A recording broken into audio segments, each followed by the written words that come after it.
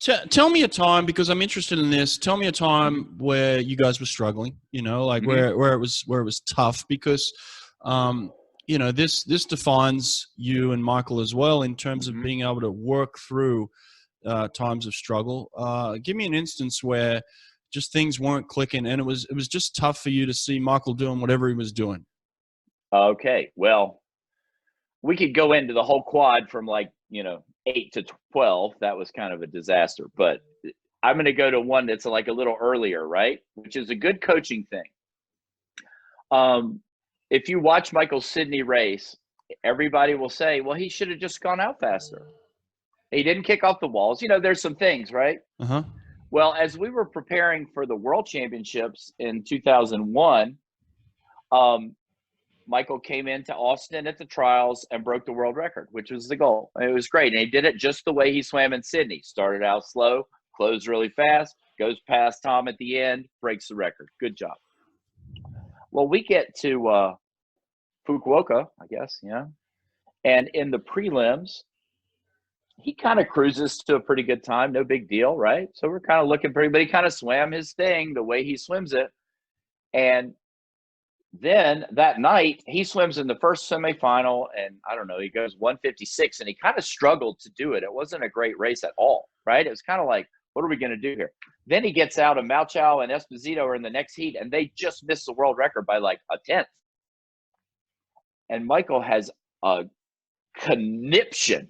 We're outside in the warm-up pool, the warm-down pool in Fukuoka, and he's like, they're going to break my record. I can't do this. He just has this whole thing. Like, he's upset. Like, there are tears, right? He's like 15. He's like a kid, right? But he's having a tantrum, basically. Yeah.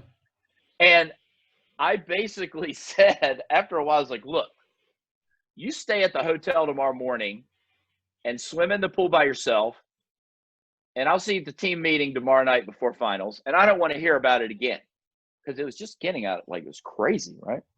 And I had been trying to get him to take it out faster, right? And so we go through this whole thing. And then when we get to the team meeting, we go in and he's sitting over there. And I made sure I was by the door so he couldn't really get to me. I didn't talk to him.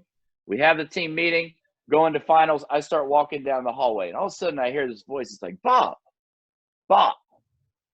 And I turn around. I was like, hey, what's up? And he's like, what are you doing? I'm like, well, I'm the coach of the U.S. team. I'm going to finals. And he says, should I take it out tonight? And I say, hell yes. And then turn around and go get on the bus. And that's the last time I talked to him. Then he does. He's first at the 50. He drops the record. It was kind of the breakthrough to the Michael we know, right? After that. But it was like, that was kind of a struggle. And I think the good news for coaches is you can kind of help them through that a little bit and just don't put up with all their drama. I'm not sure that's as good a struggle talk as you want. I could go into the major stuff, but that just took years to kind of get through. And that was us hanging together, right? The reason that we got through the struggles between Beijing and London, and the struggles were 100% understandable.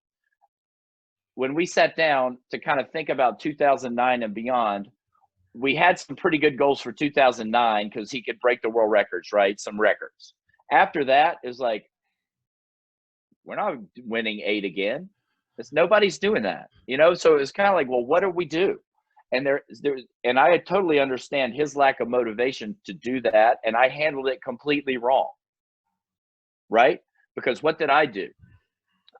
When he didn't come to practice, I would give him a voicemail and say, well, you're throwing your life away and you're killing the whole sport. And why are you doing this?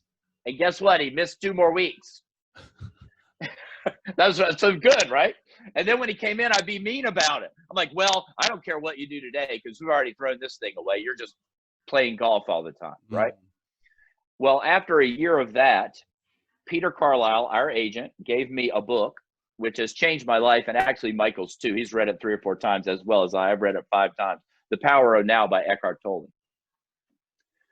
And Peter said, how about instead of just thinking about all the things that didn't happen, right? Why don't, when he comes into practice, you just give him the best practice you can give him that day, and then that's it. No expectation for tomorrow. And I started doing that, and he started coming, and he started doing okay. And we were able to kind of get to a place then where things were not terrible going into London. I mean, they were great, but they weren't terrible, right? Yeah. And my favorite thing about London, and we talk about the struggles, is, you know, number one, it's a lesson in hubris, because that was Allison's final, right? And Allison won the final on the 200 free. And I'm like, we're riding high. And I literally said to myself, we're going to win 2 gold medals in 10 minutes because Michael's coming up into 200 fly right after, right? So I should have just kept my mouth shut to myself. I didn't even say it out loud. I just said, wow, damn, we're going to win 2 in 10 minutes here. But when Michael got beat in the 200 fly, and honest to God, every time I see that video, I didn't watch that video till this year, right? I didn't see it for 8 years. I'm like, how do you get beat? But anyway, he does, and that's fine. But my first thought when I looked at the scoreboard was 153 flat. That's a miracle.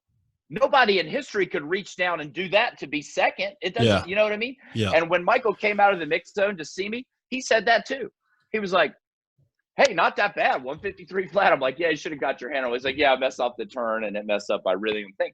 But it was kind of like another story about how we approach things. It's like, for us, it's the quality of the swim, not necessarily how it stacks up against the other people. And I'm not minimizing that at all. We hated losing, and he came back and avenged it later, right? But it was like, if you knew what didn't go into that swim, that was a remarkable effort, probably one of his best efforts ever to just get to that level. Yeah, so absolutely. that's kind of a struggle part. Yeah.